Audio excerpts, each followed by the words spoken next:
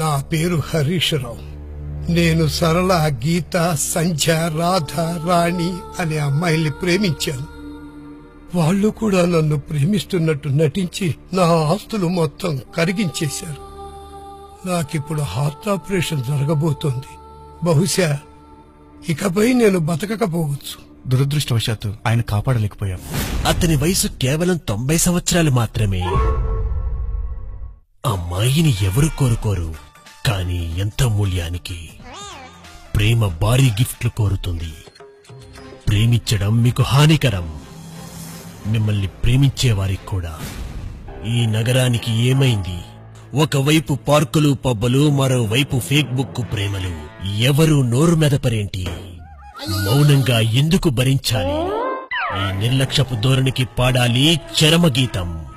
విచ్చలవిడిగా ప్రేమించుకుంటూ ఎక్కడ కనిపించినా ఉపేక్షించకండి.